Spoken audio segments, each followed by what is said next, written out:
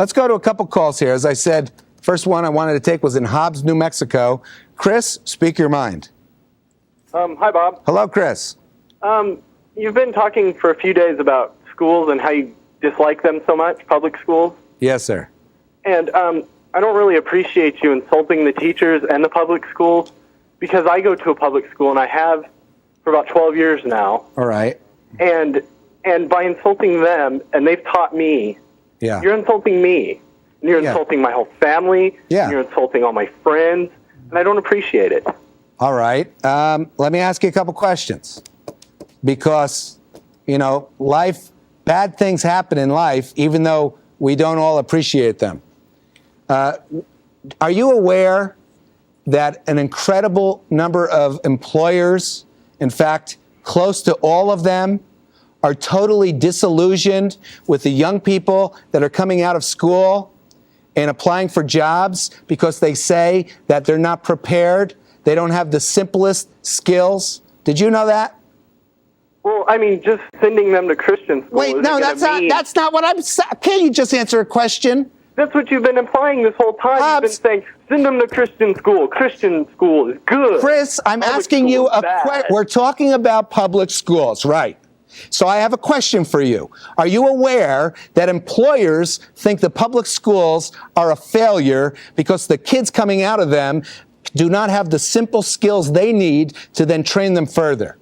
Maybe it isn't the schools, it's the kids. All right, there are a lot of bad kids okay, out there, and all it's right. getting worse. So if you're right, then I shouldn't have been insulting the schools. I should have just been insulting you and the kids. No, because I'm not one of these kids. I learned. I go to school for my education. Chris, please try to talk about the issue.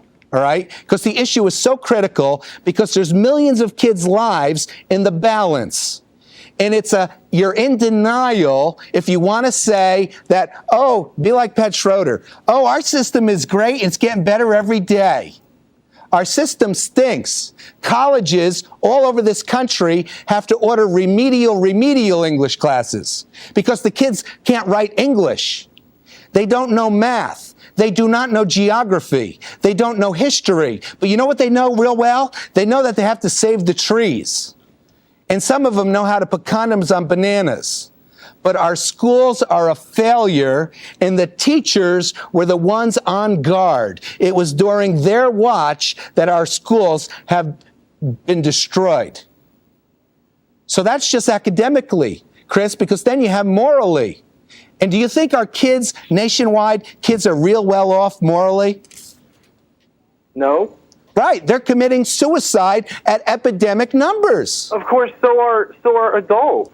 It's not just children, there are adults. Well, wait a minute. Middle-class yuppies that are going to work every day Wait a minute. and hanging themselves in their office. Wait a minute. Suicide is not the number 3 killer of adults. It is a killer of adults, though. It's not just adults. It's not just kids. Chris, I recognize that. And suicide is a problem nationwide because we have leaders like Pat Schroeder who are saying killing people is an acceptable solution for problems like euthanasia, unwanted sick old people, handicapped babies, unborn babies. So suicide is a growing problem. But among our young people, it is the 3rd cause of death.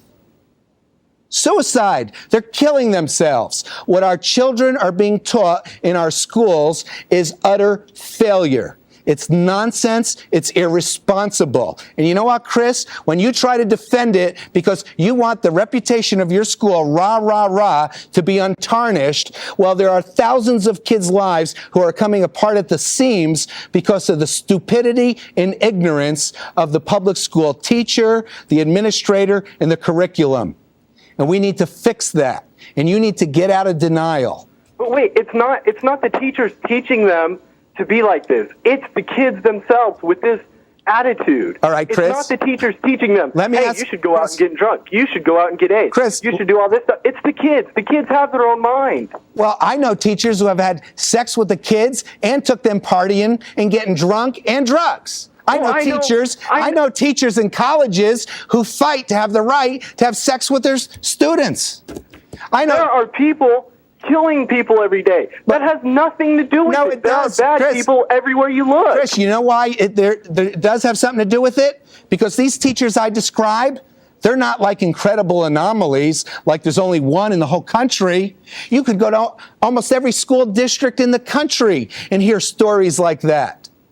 Did you know that? No, because there are good people and there are bad people. Chris, did you hear what I said? You could go to almost every school district in the country and hear, in other words, the terrible things that decades and centuries ago happened once and they would talk about it for 40 years. Today, those things happen every day. And you can go to almost any office building in the country and get all kinds of sexual harassment suits from that one building. Chris, you don't get it. Across the country. Yeah, but it shouldn't be in a schoolroom with young boys and girls, and the male teacher is telling sexual jokes every day to these young 13-year-old girls because he enjoys it. I know a school right now where that's happening. And you know what? The parents, yeah, but that's the school because the mother told me. Then why isn't the parent doing something? The parents have responsibility because the parents, when the parent calls the school and complains about a teacher doing that, the parent is mocked, and the parent is told to get with the times. Chris, open your eyes. Goodbye. Now, Dano was just saying, my floor director here, he's just saying, when I grew up, we were playing with blocks and jacks at the age where kids today are having sex. That's a good point. You know, in this call from Hobbs, New Mexico, Chris wanted to, what do he want to do? He wants to defend the teachers, right? He probably has some teachers he really likes. They're really nice. You know, wicked people are real good at befriending kids.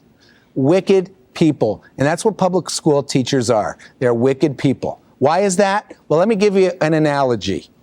Here's an analogy.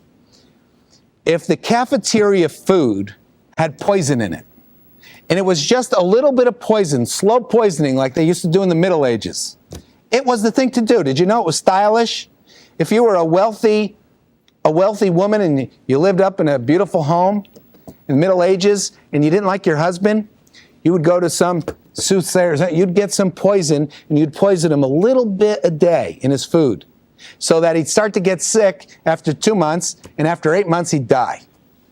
Right? So if the teacher knew that there was poison in the cafeteria food, but only it was just a little bit, and every day they put it in a little bit, and eventually the kids are going to get sick and die, and if the teacher didn't warn the students, if the teacher didn't warn the parents, if the teacher didn't call a press conference and say, this has got to stop, because we're hurting our kids, then the teacher, we would say, the teacher was irresponsible, and the teacher is complicitous in the crime of destroying these kids.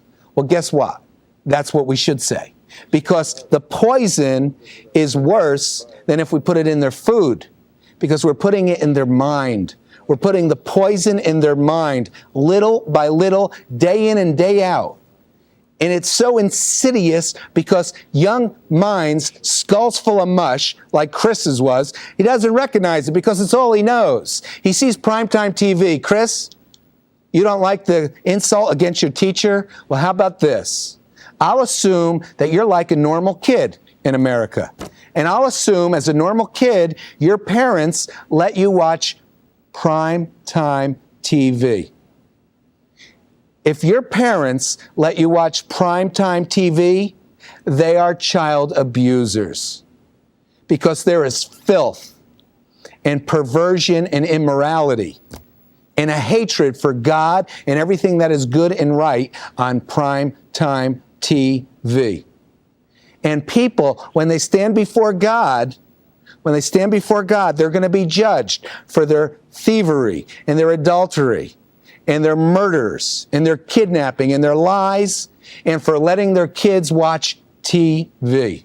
Am I saying you got to throw out your TV? No, I'm not saying that. My kids, when they're within my domain, every show that they see, we know what is in it. They do not watch programs that we have not already seen, screened, or have investigated to find out on good authority, like Michael Medved or some film critic who's who's got a brain on his head and appears to be a Christian and knows right from wrong, unless we hear it on good authority that there's nothing bad in this movie. We don't want our young kids to see constant little flashes of, these explosive sexual tension scenes. We don't want young kids to see that. Why? Because if a kid grows up seeing that, then he's going to be sexually dysfunctional. By the time he's old enough, kids always say, boy, the kids will say, boy, Dad, I don't have a life. You say, that's the whole point. I don't want you to have a life until you're 18, because then when you leave the house, I want you to have your life to take with you. But so many kids, by the time they're 18, they've lost their lives. Their lives are over. They're already destroyed. The foundation for their misery has been laid. That's child abuse. So, yeah, we criticize the teachers. Might as well go to the parents. And you think saying these things helps grow the audience? No, because parents hear these things, and it's hard. It cuts to the quick. It hurts. Because what percentage of Christian parents let their kids watch TV whatever they want? Or virtually whatever they want? I'm afraid to know the answer to that question. I do not know. Last call. Peoria, Illinois. John, speak your mind. Hello, Bob. How are you? Howdy, John. Well. I'm calling about the public school system, and I'd like also to wish to discuss the call from last week. Yes. Okay, last Thursday you had a call. I think it was from Chris and Hobbs. All right. It was on Thursday night, I think. Oh. It was about the public school system. Yes, yes. Then after you hung up, you insulted him. Well, hi, Bob. It's Chris, and I have something to say about Oh, this. okay. All right. All right. Hold on. Take your time. You're a coward. You can't All right. Hold on. Calm down. You are scared of being cut down. Calm down, please, Chris. Chris, if you calm down. All right, I put him on hold. Chris, if you calm down, I'll let you say what you want to say. John. All right. John. He said his name is Chris. Chris, Huh. go ahead. Calm. Well, let's go. Your cowardice. You're being a coward by not. You waited till you hung up on me to insult me. Chris? Now insult me, Bob. Chris, remind me. I don't remember your explicit call. Well, you said that I had a skull full of mush. You said that my parents were child abusers, and I take total offense at that.